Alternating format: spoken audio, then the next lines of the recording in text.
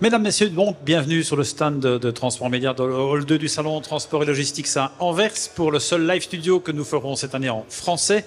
Et pour cause, puisque nous allons parler d'une facette de la logistique en région wallonne et plus précisément de la multimodalité et des réussites de certains projets multimodaux en Wallonie.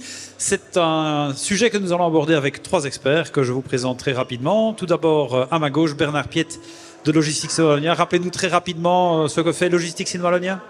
Rapidement. Très rapidement. Donc, Logistics in Wallonia, c'est le pôle de compétitivité dédicacé au transport, à la logistique et à la mobilité. Le métier, c'est aider à la transformation des entreprises à travers l'innovation et le montage de projets d'innovation. Alors, notre deuxième invité est quelqu'un vraiment du terrain, Vincent Brassine du groupe Novandi. De nouveau, une courte présentation de Novandi. Donc, Novandi est spécialisé dans le transport multimodal. Nous gérons des plateformes à Liège, Charleroi, Havelgem, et donc on organise l'ensemble de la chaîne logistique, que ce soit par rail, par l'eau, également par camion.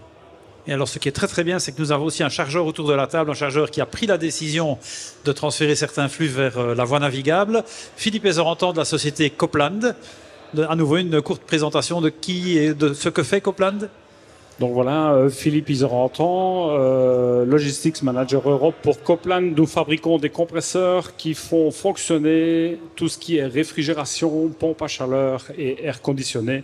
Une usine dans l'est de la Belgique, à Welkenrade, et 3 autres usines en Europe et un centre de distribution. D'accord. On va revenir à ce que Copland réalise tout à l'heure. Bernard, vous avez parlé de Logistics in Wallonia comme un pôle de compétitivité, mais aussi un ensemble qui essaie d'amener les entreprises à accélérer leur transition énergétique peut-être, mais aussi modale. Il y a un programme qui s'appelle Multimodal Wallonia. En quoi est-ce que ça consiste exactement ? Alors en fait, c'est un programme qu'on a initié il y a maintenant 3 ans environ, et l'idée de ce programme, c'est de faire des études de cas sur base des flux des entreprises pour pouvoir étudier avec elles les possibilités de faire du report modal. Alors on n'est pas du tout des fétichistes du modal shift, donc on évite de dire qu'il faut absolument enlever les camions de la route. La question, c'est la combinaison des modes de transport, et on essaie d'étudier sur base de flux réels les possibilités en matière de transport fluvial, en matière de transport ferroviaire, mais aussi à l'autre côté du scope, on travaille notamment avec des villes pour pouvoir étudier les problématiques en matière de logistique urbaine ou voire de cycle logistique. C'est ça. Vincent Brassine, Bernard parle de combinaison de modes.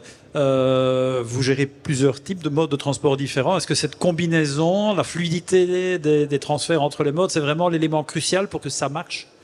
C'est en effet le point essentiel. Donc, c'est pouvoir combiner les différents modes de transport, les rendre les plus flexible possible afin de pouvoir concurrencer finalement des transports qui pourraient se faire complètement par la route et optimiser la rupture de charge afin d'être le plus efficace possible.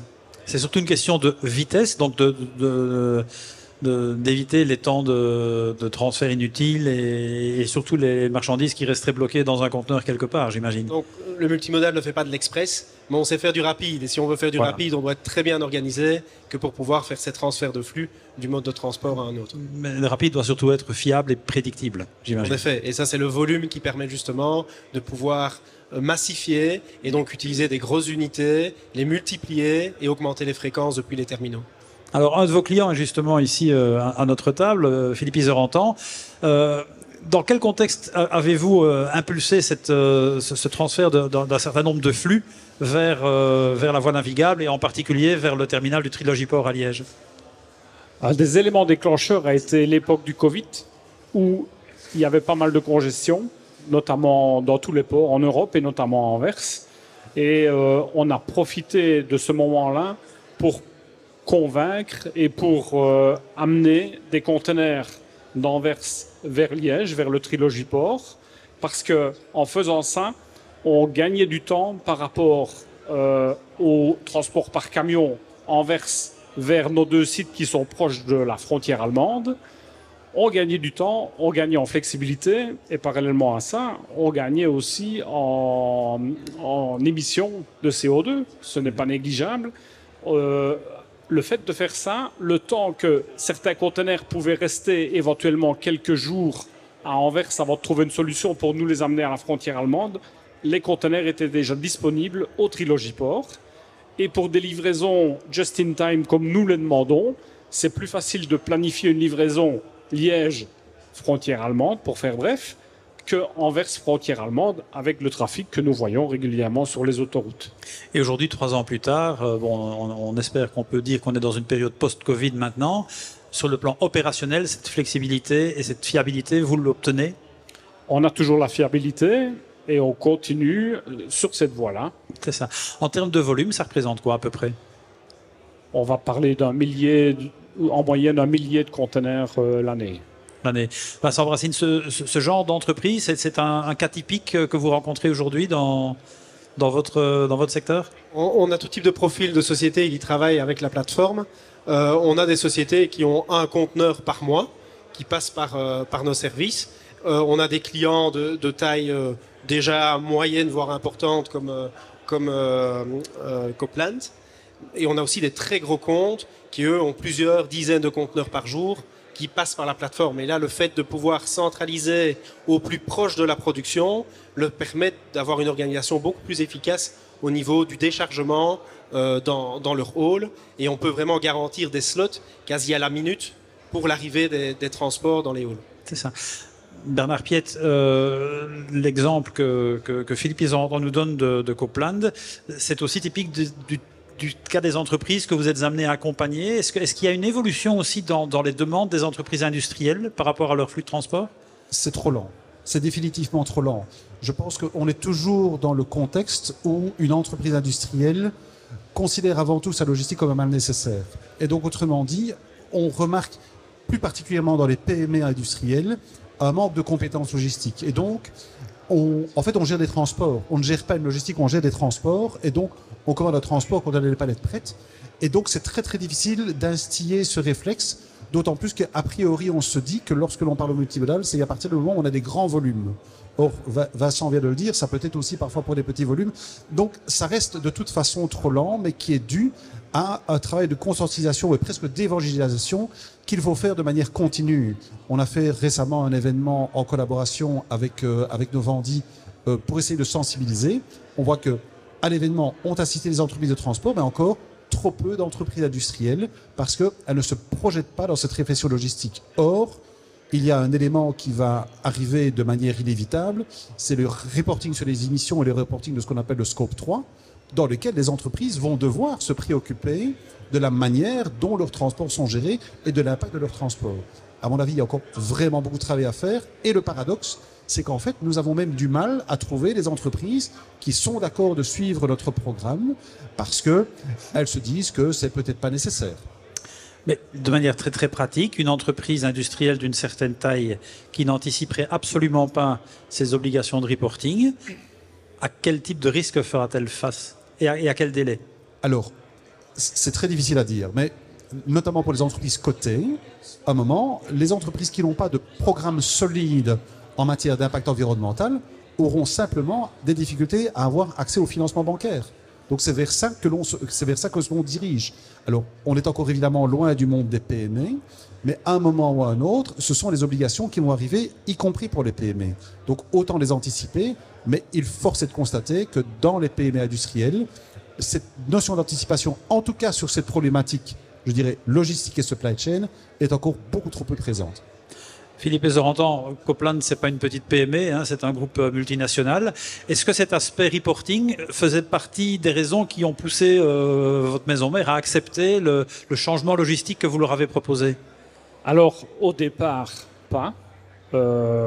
Mais je sais déjà qu'une nouvelle phase va arriver, surtout ici avec la transition Emerson-Copland.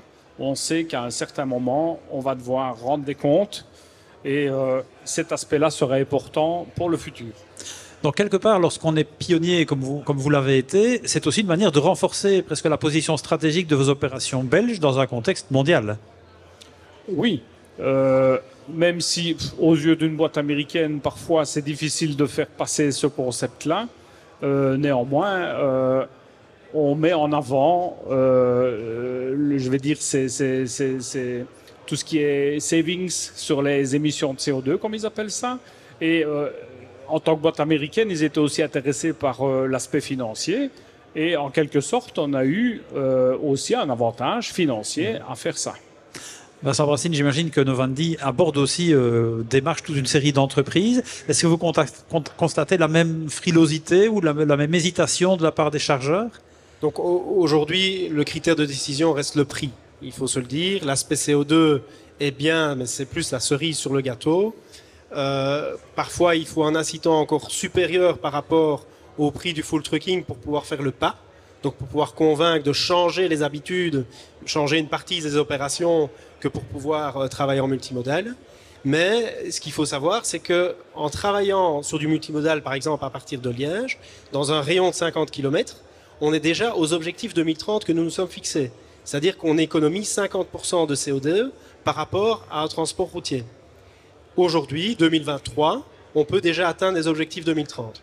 Deuxième chose, par rapport aux clients et l'impulsion que nous voyons, dans les plus petites entreprises qui ne sont pas organisées nécessairement avec un service logistique qui prend vraiment ça comme cheval de bataille, on voit qu'il y a une impulsion chez leurs clients. Donc, par exemple, on vient de démarrer avec un client une PME dans la grande distribution, enfin, dans la production destinée à la grande distribution. La grande distribution est venue vers eux, les ont challengés. Dis-moi comment tu vas réduire ton impact CO2. Et c'est là qu'il y a un élément activateur du client qui finalement impose à la PME de faire un travail sur son impact CO2 et donc qui nous contacte par la suite. Bernard Piet, c'est une réaction en chaîne qui peut être vertueuse, donc. Oui, je pense qu'il y a aussi deux éléments qu'il ne faut pas négliger. Le premier élément, c'est que dans le cas d'entreprises internationales, notamment les entreprises américaines, elles ne connaissent pas, elles ne savent pas quelles sont les possibilités. Donc quand on leur dit qu'on peut faire du transport fluvial en Europe, c'est quelque chose qui n'imprime pas. Et je me souviens d'un cas d'une entreprise que je ne vais pas citer. Eux, ils avaient un contrat de transport qui était global et le transport était organisé globalement. Donc, et le transport global avait décidé arriver à Anvers, camion. Donc ça, c'est un fait. Et puis alors, il y a un deuxième aspect. Vincent a évidemment abordé la question du prix, qui est essentielle, mais il ne faut pas non plus négliger l'aspect opérationnel de l'organisation au sein de l'entreprise. Et on voit aussi des cas de figure dans lesquels, même si la solution multimodale est à prix équivalent, voire même moins cher, ce sont des considérations opérationnelles au sein de l'entreprise qui l'empêchent de franchir le pas. Notamment dans la manière d'envisager le just-in-time ou le just-in-sequence. Voilà, par exemple. Oui. Et pour les questions, c'est peut-être le mindset de se dire, on va perdre en flexibilité, ça va être plus lent, etc. Et donc peut-être par crainte, peut-être parfois irrationnelle, l'entreprise, pour les considérations opérationnelles, décide de ne pas franchir le pas. Philippe Zoranton, c'était compliqué de réorganiser l'organisation des arrivées de marchandises pour une ligne de production qui doit tourner à son rythme prévu, sans rupture. Ça a été compliqué pour certaines usines, pas tellement pour les usines belges ou notre centre de distribution, mais il faut savoir que parallèlement à ça, on a aussi l'effet Brexit et nous servons au départ de Trilogy Port une usine en Irlande du Nord.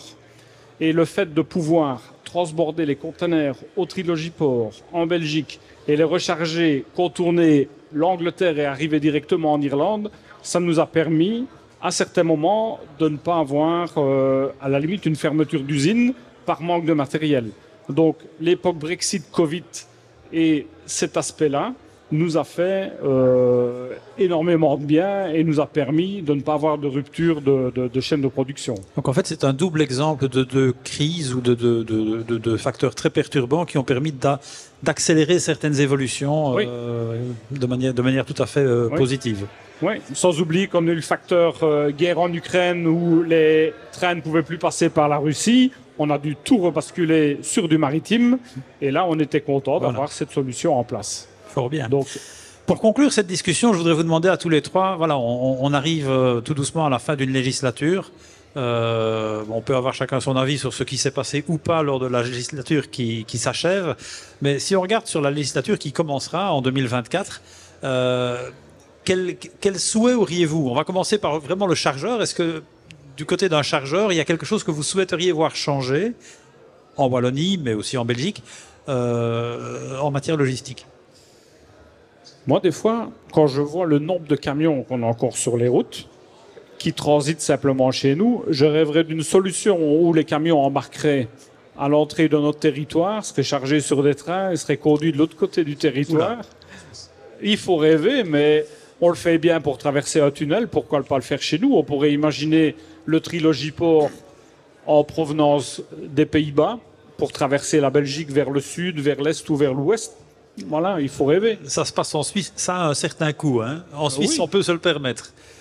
On verra si c'est... Bon, voilà, ça c'est votre idée. À vous, Vincent Brassine, de votre côté? C'est un certain coût direct, oui. Mais il y a tous les coûts indirects qui sont économisés. C'est vrai aussi. Et c'est souvent là qu'il y a un manque d'intégration de toutes les externalités. Donc, si je vais préciser un point, nous travaillons sur des terminaux ouverts, c'est-à-dire que nos terminaux sont quasi considérés comme publics. N'importe qui peut venir avec son camion chez nous et déposer son conteneur. On fera la manutention. Donc on est vraiment neutre par rapport aux chargeurs, aux expéditeurs. Et donc ça c'est une force des terminaux, mais pour ce faire, il faut qu'au niveau politique, ces terminaux doivent considérer comme des terminaux publics pour les mettre à pied d'égalité avec l'infrastructure qui sont les routes, les éclairages.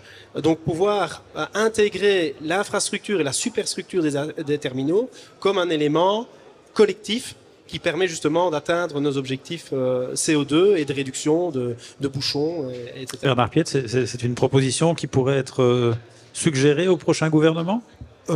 Ça, je n'en sais rien. Ça, c'est une excellente question, mais je pense que pour bâtir sur ce que Vincent a dit, moi, j'élargirais même le scope. Moi, en fait, ce que je souhaiterais, c'est avoir un gouvernement qui puisse prendre des décisions en comprenant ce qu'est la logistique. Or, je pense qu'on a toujours un manque de compétences logistiques dans nos organisations publiques. Et je prendrai qu'un seul exemple qui, pour le moment, je trouve, est problématique en Wallonie, c'est la situation des ports autonomes, par exemple. La situation des ports autonomes n'est pas très favorable pour le moment. Et alors que les ports autonomes sont des outils extraordinaires, nous avons 4 ports autonomes en Wallonie, ce sont des outils extraordinaires qui ont un rôle aussi d'animation d'une communauté portuaire et qui, pour le moment, il y a de belles initiatives, notamment du côté du PACO, où il se développe bien sous l'impulsion d'une directrice dynamique. Mais il y a un manque de vision, je pense, de la part de nos responsables politiques au niveau du gouvernement de ce que l'on veut faire de nos outils tels que les ports autonomes. Bien. Ça nous fait quelques fers à mettre au feu à partir du mois de juin 2024. Alors, j'espère qu'on se reverra la prochaine fois avec quelques progrès enregistrés dans ces dossiers. Monsieur Philippe Isorantan, Vincent Brassine, Bernard Piet, je vous remercie d'avoir participé à ce live studio. Merci beaucoup. Et nous clôturons ici la première journée de nos live studios Salon Transport Logistics à Anvers. À demain.